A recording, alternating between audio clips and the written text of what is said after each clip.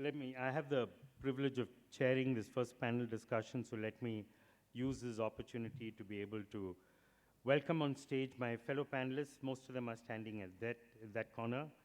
So first, Mr. Aditya Karwa, and this is in no specific order. Aditya Karwa, can we have you on stage? He's the National Head Operations for McDonald's, India, West and South. Aditya, please. Can we have Mr. Dheeraj Gupta, who just about got in before the panel discussion? Please sit down. And we will, after this, use the opportunity to also get each one of them to say a few lines about themselves. Ranjit Talwar, who's a commercial director for Coffee Bean and Tea Leaf.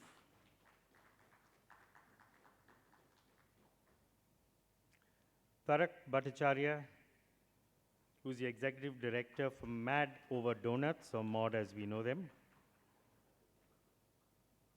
And then last but not the least, Vishal Jindal, who's the founder of Biryani by Kilo.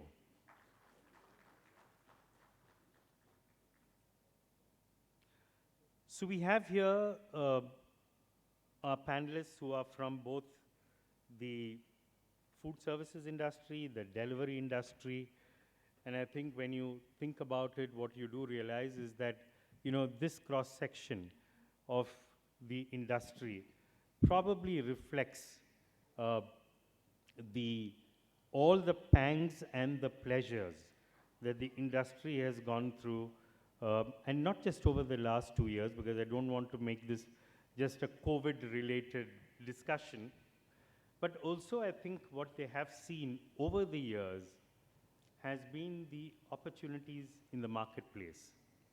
If I were to borrow a couple of parallels from the larger retail industry, what we have noticed is that we've noticed, historically, horizontals come in, and the horizontals I meant were formats such as the department stores, which then came in. And before the department stores were the exclusive brand outlets, and the department stores, which is all brands under one roof, with the exclusive brand outlets saying all products of a brand under one roof, kind of coexisted very well. And then as it went along, people discovered that there are different niches to be able to focus on. So when they started looking at these different segments, there were segments like the youth. So some said, I will have a retail format for the youth. Some said, I will have a brand specifically for the youth. Then there were segments in terms of price. So some retailers said that I will, offer value, and they call themselves sometimes value fashion. Sometimes they said it's, brands at affordable prices. So whatever way you name it, some focused on value. And as it went along, you discovered then there were more channels which came along. So initially it was only stores, but then later on it became online, and then there were several other ways in which you could reach the customer. So what you see here with this cross-section is actually retailers in one sense, because they're all in the business of serving customers' need. Marketeers in another sense, because they're constantly in seeking what are the changing needs of customers, what are those niche segments, needs, wants, desires that we can actually focus on, and is there a business opportunity in actually focusing on that segment. So that's the second thing that they have done. Thirdly, they're all businessmen. And in terms of being businessmen, everything has to add up between the price I realize, the cost I incur, the capital that I invest, and does it actually produce a return? So that's the third part which is there. What we are focusing on today for the panel discussion is actually one subject, and that is about customer experience. And what we want to understand about customer experience is that, is it become more important today to focus on customer experience than what we used to do in the past? That's just that simple topic which we want to focus on. So what I'd like to first do is to be able to address Aditya, and especially since you all are a very process-driven retail organization, you've got defined standards for everything. Just to talk about, one simple fact, which is in retail, what we are seeing today is that the game has changed from being what you might define as product leaders to becoming experience leaders. Because products, prices, channels, services, all of that are slowly getting commoditized. But experience, on the other hand, is something that still remains the exclusive preserve of the retailer. So what we wanted to understand is, in the case of McDonald's, and maybe you can also dwell on the industry at large, is there a subtle shift that is happening from product leadership to experience leadership?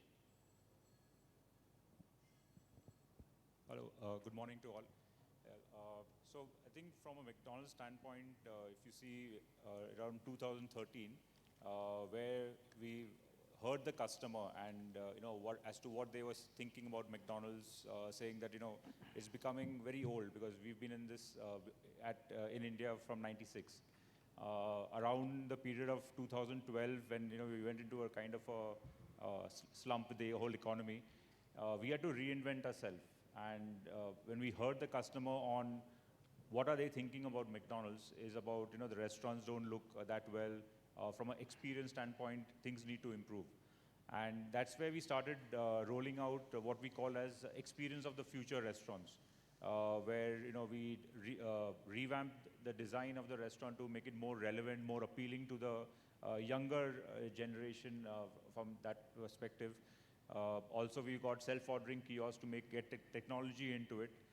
The other piece which we said is to be able to, how we say, the last mile connect, is where we focused on experience. And in each of these outlets, we invested in having one person who is called a guest experience leader, just to be able to make sure that interactions, connections with the customer become very important. Because in today's day and age, if you don't know the customer, especially the customer who's coming into the restaurant, you lose the game and you're not able to form that kind of connect. And hence, that's how we are going about building our restaurants to be able to focus more on the experience piece, because it brings that smile on the customer, which makes him wants to come back again. So I think that's how we are progressing, and trying to make sure that all our restaurants are able to deliver. Like you said, delivering experience is like a horizon. As you come nearer to it, the customer keeps changing the standard or their level of expectations. So we are on this journey. Hopefully, we'll reach some way where the customer really wants to come back to us. Great. Ranjit, may I feel the same question to you, given that you're in the experience business anyway, when you sell tea and coffee? If you look at the coffee shop business... Just keep a little closer. Okay, if you look at the coffee shop business, it's all about... I don't think the mic's on as yet. It's on. Is on? Okay. Perfect. That's better? Yeah. Okay. So if you look at the coffee shop business or any beverage business, it's all about experience. There's nothing in it other than experience around one simple coffee bean or tea leaf. And it's driven by people. And Aditya pointed this out. It's also the experience in the restaurant.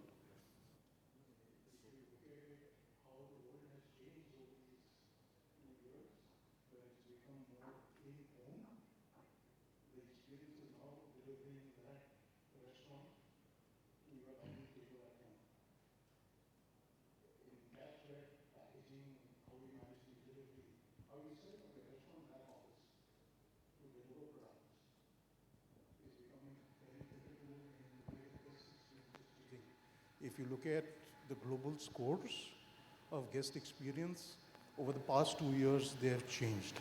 They have come down. The net promoter score globally of everything which is B2C has come down. That's a reality. The good part is it is starting to bump up. It's getting led by hospitality, which is again a good sign for all of us. If you look at it today, the top 5 NPS scores are coming from the hospitality sector, largely led by hotels, yes, but then there are food and beverage players which are coming up on the top rank. I think why that's happening is at the speed at which our industry has gone ahead with this change that has come around in consumer behavior. It's a good time for us also to adapt to this change in our markets in India. Thank you. Tarak, this question is to you, and this is more about what I might define as reviews to revenue. And I think Ranjit talked about it when he talked about the dip in the NPS scores, which are hopefully moving up now. In the olden days, you know, and when I think about consumer behavior, we used to have a large number of joint families. 65% of India's population used to be in joint families, 35% were nuclear families just 30 years back, which has now shifted to 35% joint families and 65% are nuclear families. But the significant difference it made to the way people decided what to buy when they became a nuclear family was you had to make your own brand choices. You had to decide where to shop. And in most cases, they were uprooted from their hometowns to new towns, and they couldn't go about figuring out where to shop and what to buy. So they would ask neighbors, ask friends, and what we then famously call is the word of mouth used to be the way people used to decide. However, today with technology, what we are seeing is that all this word of mouth translates into reviews. The same thing, but it just become technologically enabled, and it becomes reviews. So when you look at reviews, and there is this constant quest to make sure that our reviews improve. That's one part of it. There is this large marketing thrust on making sure that influencers talk about us in a positive manner. So when you really think about all of these, are you determining that there is any correlation between reviews and revenue, or is it two different measures which are unconnected with each other? Thank you, Biju, for this question. I think I will want to divide this into more like 3 segments. I want to talk about pre-COVID first. I think what everybody is talking about, restaurants, QSR, everybody used to focus on product, service, and imagery. That was key function. Then came COVID. I think the brand which served hygiene, served that mental satisfaction that you are doing it right, came into the picture, and those are the people, I think those were the brands which got successful to start with. And then came now, where you are actually 30-40% of your sales now is depending on delivery, cloud kitchen model, etc., where the focus is very simple. For us as a brand at MOD, we get only, 1.5-2 minutes to decide on the product. There's no service element actually attached to it, but still we are giving you service. And then obviously the store and benefit. So what is important now, right now, is about the product and how you serve it to the guest at the last mile. Obviously then they become your influencers and they talk about the brand. And that's how your rating goes up and down. But yes, there's a huge correlation between your rating at the website to the aggregators. I think there's a huge correlation now, you're right. And that is why the CRM companies are coming into play. Sure. Is this getting more technology enabled now? Yes, I think yes, to start with, but still I feel your product drivers are still your people who serve at the stores. I think that is where the brand gets created. Definitely, it adds on technology. And Dheeraj, if I may to feel the same question to you, but with a little change, saying that between reviews to taking corrective action, whether it's be in terms of product range, quality, service levels, ambience, whatever else you look at from a restaurant or from a delivery perspective, how do you actually translate these reviews into action? I think we, for the longest time at Jumbo King, struggled with understanding whether digital really works. And as a marketing company, we always got a better ROI doing the traditional things. And I think what we realized along the way was a lot of the marketing digital stuff was happening. People were doing it because everyone else was doing it. And, very few people, of course, companies like McDonald's had figured out how it is working. And so, we should chase likes, that you have to have 1 million likes if you're a brand, otherwise people are not going to come. But the interactions used to be hardly there, because that's what I was looking for, validation. If a customer has not had a good experience, does he go out and write a review? Does he care enough to write a review? And I think where things would get lost is if they did not get a response, so then people stopped bothering to write reviews. And most of the reviews which would come were complaints about people looking at discounts or trying to get a free product from the brand. So, so the brand also kind of becomes agnostic, let us not take these things too seriously. But today, with, like we have just launched our own loyalty program, right, where we are trying to really get people to, give their feedback to us in a more direct manner, so that what people need to see is, if I put in the effort, am I going to see corrective action? And of course, then all of this beautifully gets linked with the Facebook and the Instagrams and all these channels which have become available. And I think one very important thing which I'd like to share with people is that earlier it was a newspaper advertisement. So the newspaper would decide whether a commercial can be carried or not, right? Whether the brand is worthy or not. It was not only revenue every time. Now it is, in the digital world, it is a lot to do with all the influencers talking about the brand, about the product, about the experience. So being able to actually understand how this beautiful world of technology works in your favor as a brand, I think that is the journey that, I would say that we have embarked upon. There's a long way to go, and we'll keep learning. I hope I've answered your question. Sure, you have. Vishal, I think this, not the same question, another question, which is that you're in the biryani space. And, your biryani by kilo, somebody's got biryani by pot, somebody's got this, etc.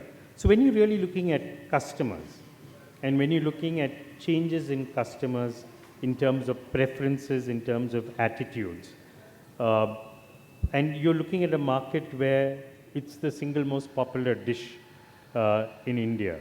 So to that extent, how do you decide to differentiate your product compared to somebody else's biryani? And how do you decide which customers to chase as opposed to somebody else's customers? Yeah, thank you. I think, first of all, good morning, everyone. Biryani is a huge market, especially in a place like Bangalore. And with Biryani by Kilo, we have opened around 9 outlets here in Bangalore in last 1 year. We got a lot of love and support. So in terms of differentiation, every product does need. Biryani has been around for a few hundred years. So definitely we needed to differentiate and innovate. So when we were starting 6 years back in 2015, we were very clear that this is going to be different. And in Biryani by Kilo, our biggest differentiator, if I can say one of the biggest, is that we make fresh biryani in handi for every individual order. So when the order comes, the biryani pot then goes into the make line and the oven. So the customer is getting a piping hot biryani, like a piping hot pizza, made fresh just 30 minutes back. And we say, that's why we take around 60 minutes to deliver, 60, 70 minutes. And we say, if you're getting a biryani in 30 minutes, it's not fresh, because a biryani cannot be made in 10 minutes and delivered in 30 minutes fresh.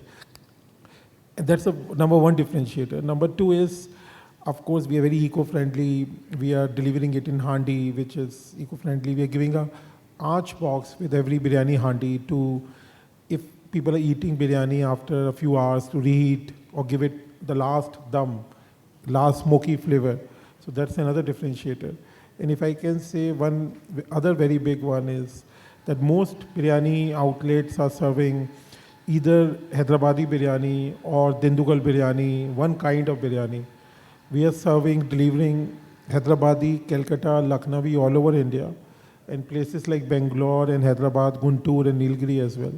So it is our range also which differentiates. We are the biryani specialist. And of course, we have the best range of kebabs, kormas, fini as well. But I think the differentiation starts from the freshness, the experience, the handi, the arch, the different ranges of biryani, styles of biryani. And Of course, the ingredients we use, one is that we use a 2 years naturally aged rice, which is, quite expensive and light on stomach. So I think it's a combination of everything. So we have around 80 outlets in the country and we are around 200 crores revenue. So I think customers have voted for us and liked the product, yeah. So which kind of customers, just to continue in the same vein? Sorry, which? Which kind of customers are you chasing opposed to somebody else's biryani customers?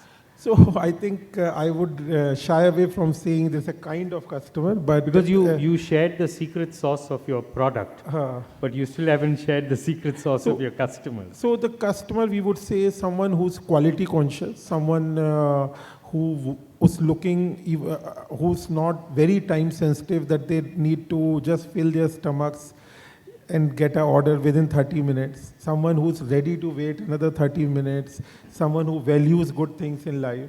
Someone who's slightly not so price sensitive. A quality conscious customer with a value for what he or she is putting in their stomachs, I think is the customer we are chasing or going for, yeah. Thanks for the opaque reference. But what I'd like to ask the whole panel is the role of technology. And what we've seen over the last 2 years has been the rapid adoption of digital technologies in every business.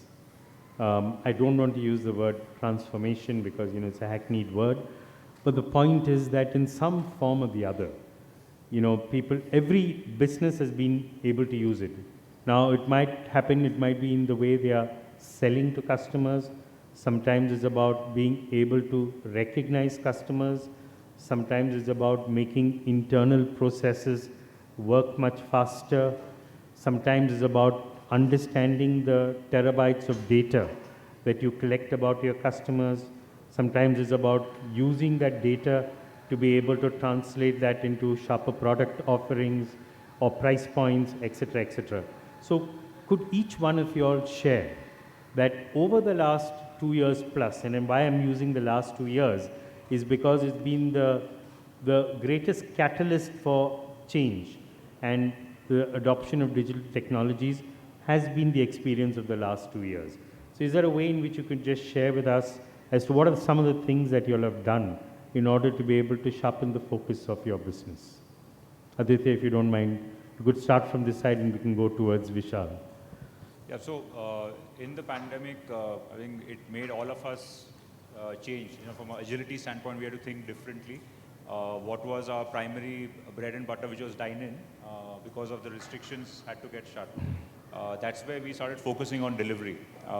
And delivery for us earlier was around 25-30%.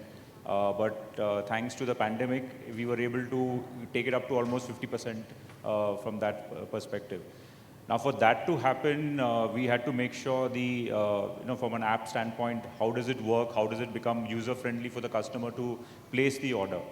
The other piece which we devised was something called as on the go, which we looked at, where especially in Bombay, if you're familiar, real estate is very expensive to be able to set up drive-thrus.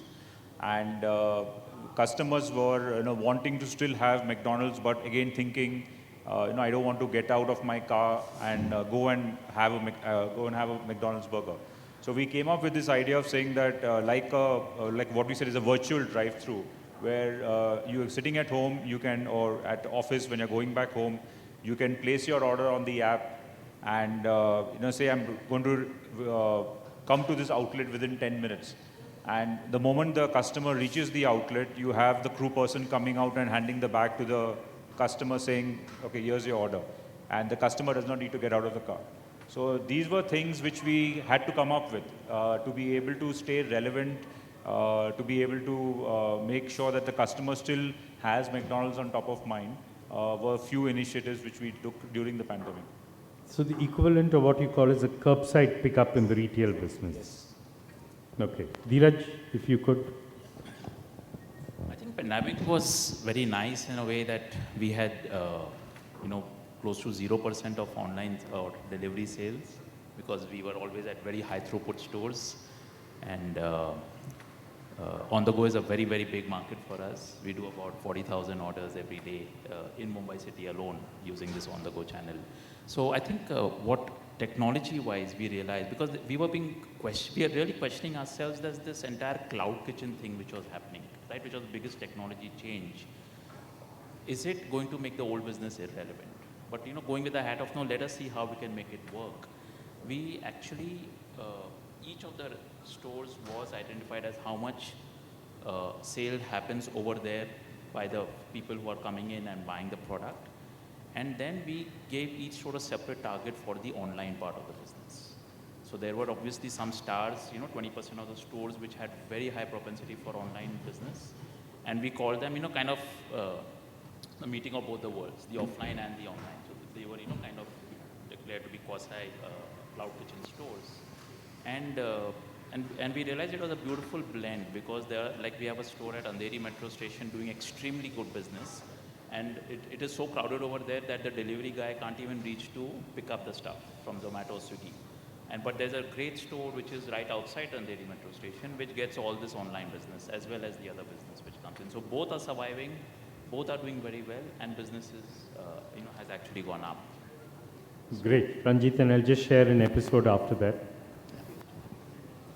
So all of us here today know there are three things which always will be there in the food and beverage industry: product, place, and people, the most important ingredient. These three are always going to be there. It's how it reaches the end consumer which changes. If you look at it from a product standpoint, all of us made changes to the packaging or in fact even the product formula to make it delivery friendly. So that change is here, it's here to stay. It's also changed the way we market our products inside restaurants as well as online. The day has already come where the menu board, which is the LCD panel which is sitting there, is tracking eye movements and seeing where a consumer is looking. And you make your placements of your promotions in those hotspots. That's already coming. It's already on the ground hitting us.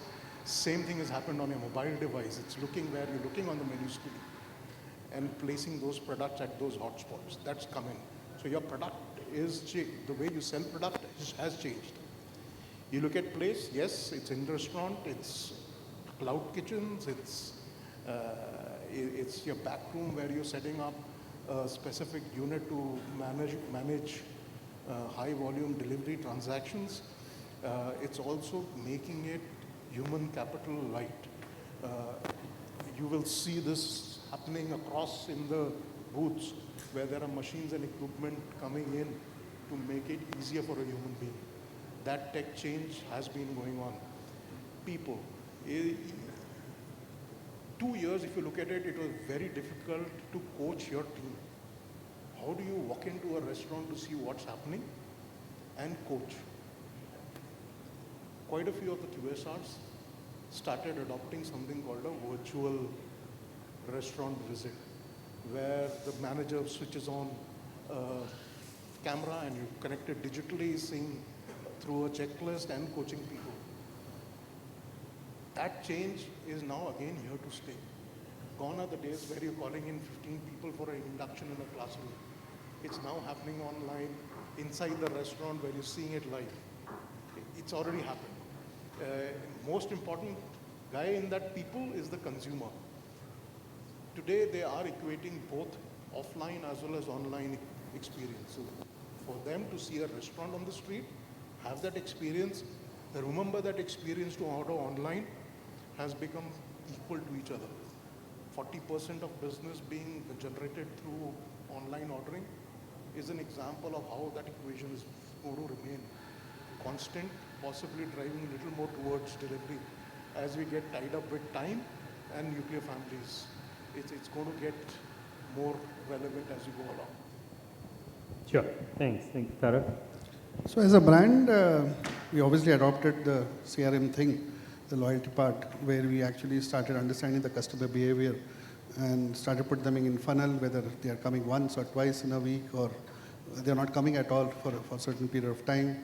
The likes, dislikes, I think that's a thing what we adopted as a technology.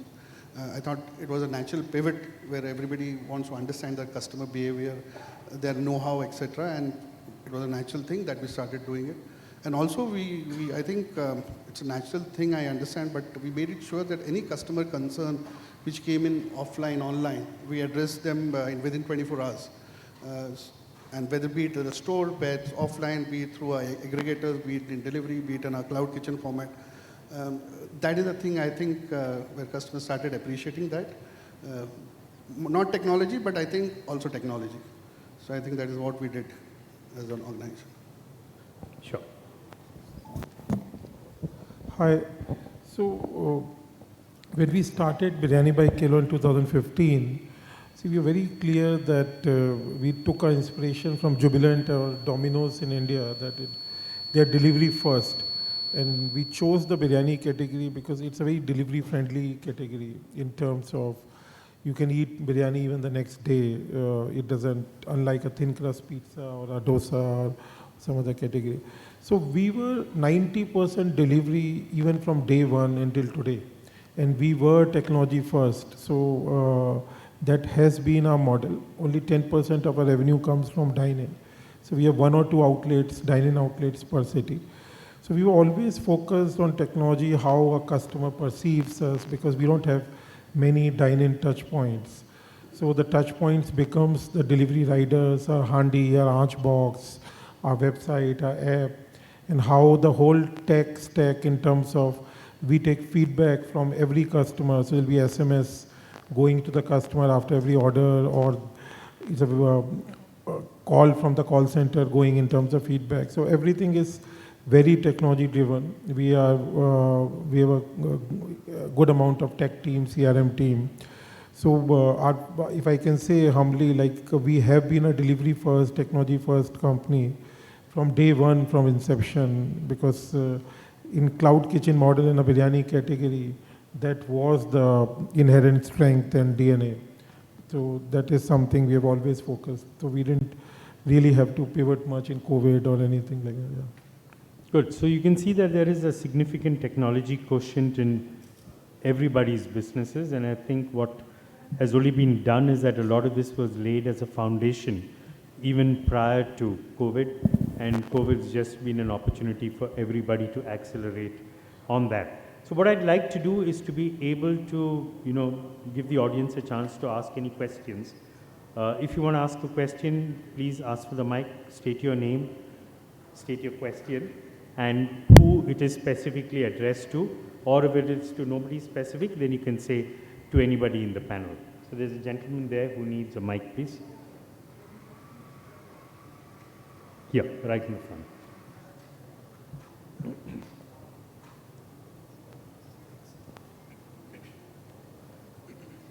Morning, everyone. Kapil Malhotra from Total Solutions Group. Question is for Vishal. Just got you off the phone. Here I am. So, first of all, congratulations on the success in Bangalore. Incidentally, I saw a few taxis having the branding of Biryani by Kilo, so I'm sure you've been welcomed very well here.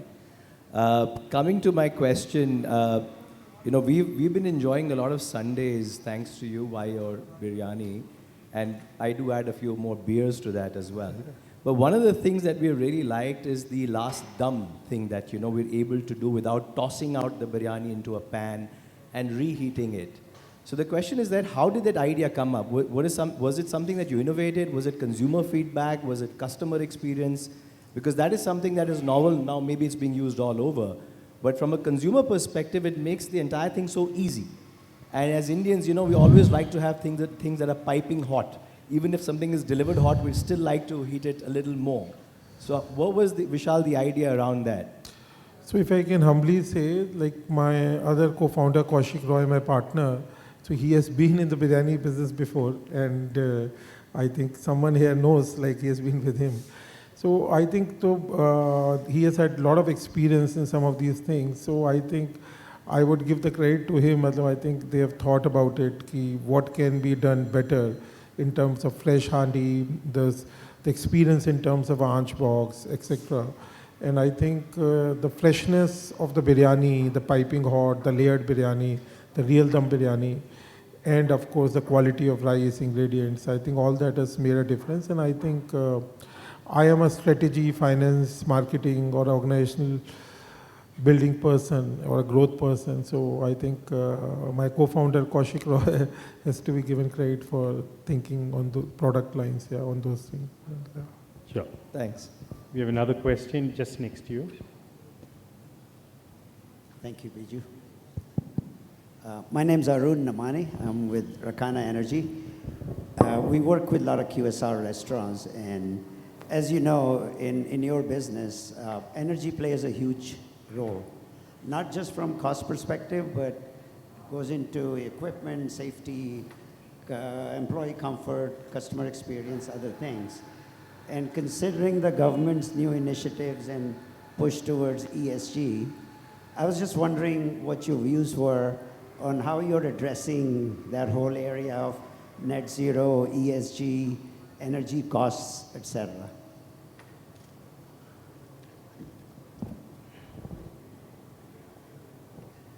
Thank you. I think that's a great question.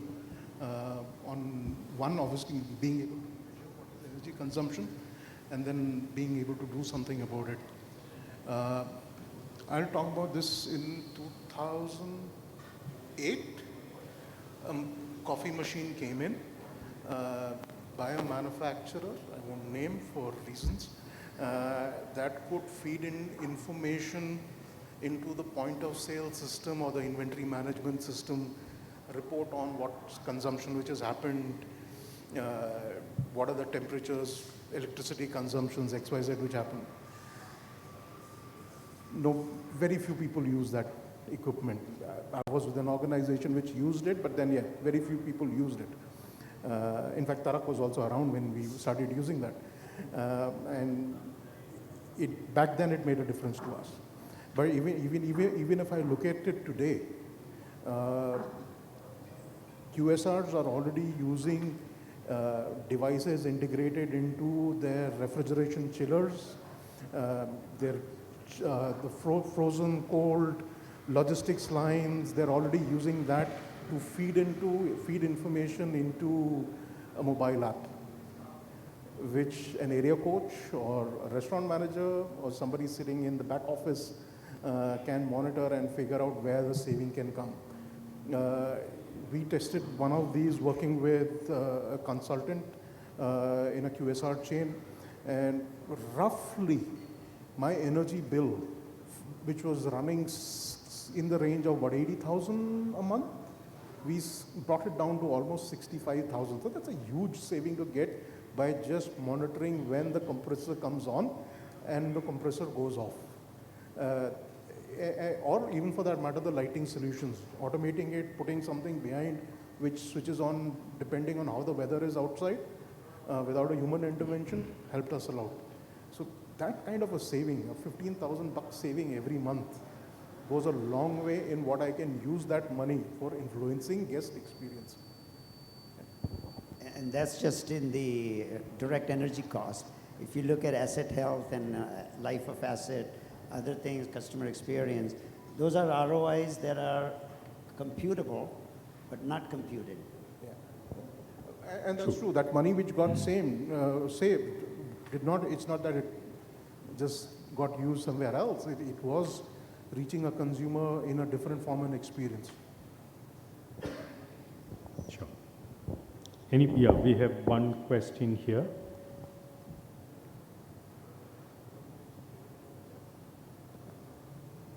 Hi, this is Abhinav from DataV. We help QSR chains drive their business on various food apps. My question is, really want to understand that you talked about data. Would love to have some examples how you are using data in interesting ways to drive customer experience as well as your other business metrics. Aditya, you want to take that question? Anyone of you would love to kind of hear multiple examples of how data is being used by your orgs. Just from a McDonald's standpoint, what we are doing with data is, once is what we started doing as like a new metric.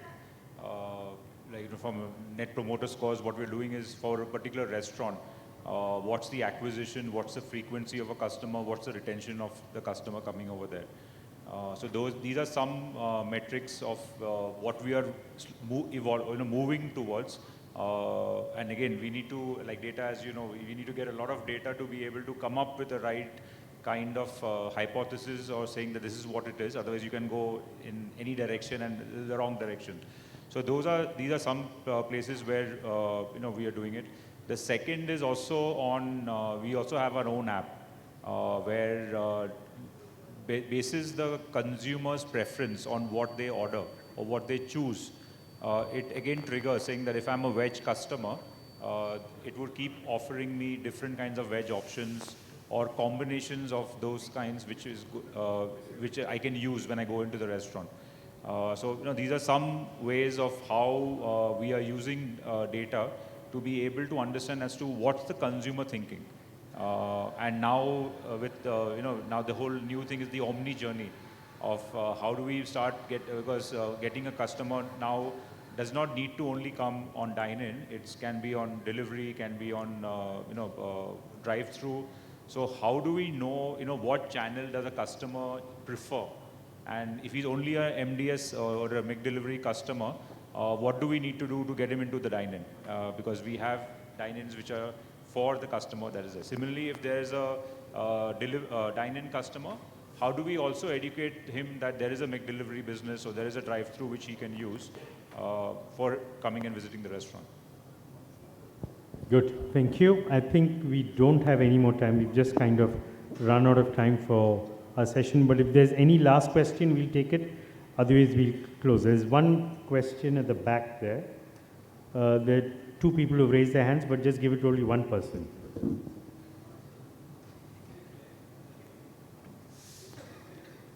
No, this side, please. The gentleman who's standing up there.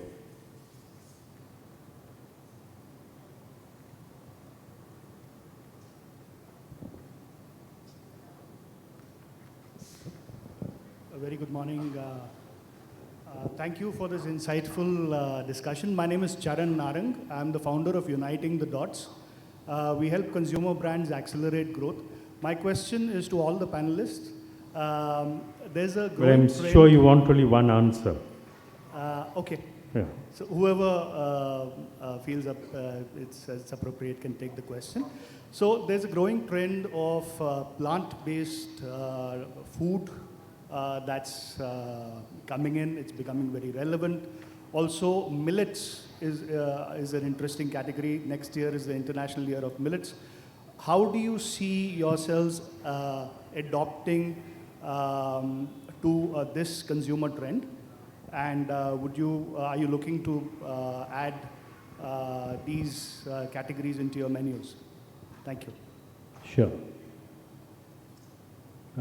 I mean, the only two people eligible to answer are Vishal and Aditya.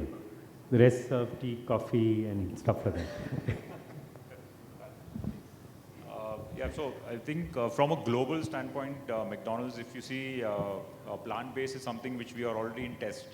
And it's doing extremely well, and it's got a good reception in Europe.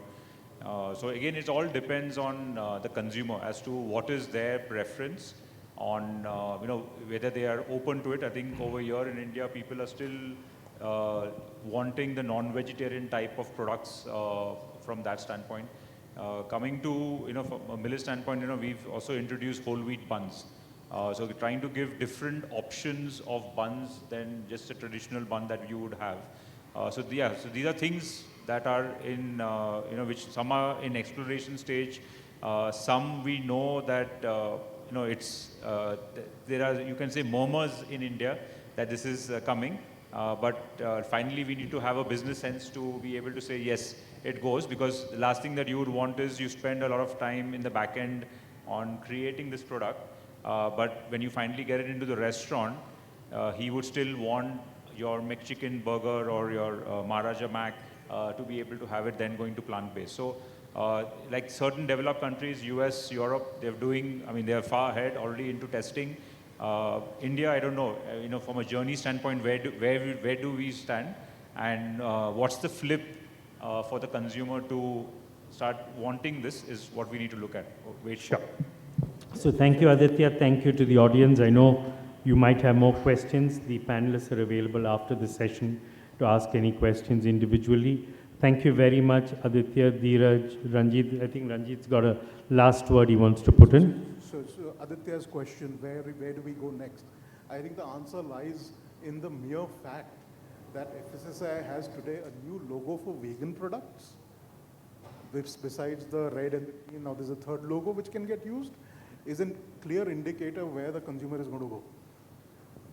Thank you. Thanks, Ranjit, and then Tarak and Vishal. So thank you very much, gentlemen, for the wonderful session and the time that you all have taken. So thank you to the audience.